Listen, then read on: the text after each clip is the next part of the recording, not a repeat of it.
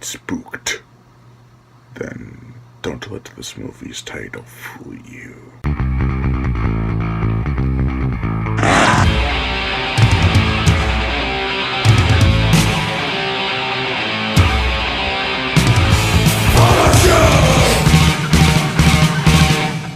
Spookies! The 1985 haunted house movie that is all over the place. The plot. A group of 9 friends decide to go party at a haunted house. Meanwhile, a sorcerer is trying to bring his wife back from the dead. Also, there's a kid who ran away from his home because his parents forgot it was his birthday. Do all of these plots come together in the end to make for one hell of a horror showdown?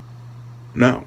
They don't even see each other. The main story seems to be about the sorcerer, but we spend more time with the friends than anyone else. The kid and his damn birthday party story is really just a subplot that ends rather quickly. Originally titled Twisted Souls, Spookies was directed and eventually finished by 3 people. Brendan Faulkner and Thomas Doran, rest in peace, directed the Twisted Souls segment, and additional footage was directed by Jenny Joseph. No one seemed really interested in making this movie.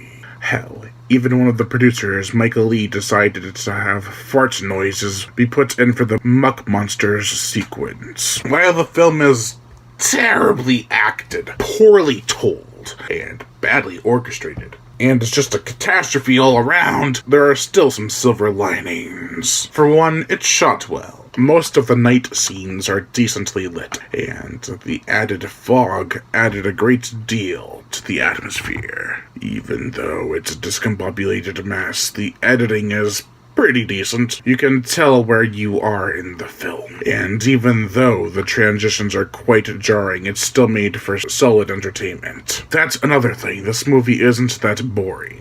In fact, the one thing that's really saved this movie is the gore, the effects. They had a team of talented SOBs working on this movie. Amazing work. Everything from the Deadite makeup, the creepy witch, the muckmen, and the freaking spider of nightmares are pure gold. Any scene with slaughter are minor, there isn't too much gore. We do get a guy getting his blood sucked out, and his head deflates like a vacuum effect. A woman has her leg slashed, and there's some more, but not a terrible amount. The musical score, I can't even remember it. It was corny, though, I remember that. Perhaps too corny. This is a ridiculous horror film that's a lot of fun, despite of all its major shortcomings.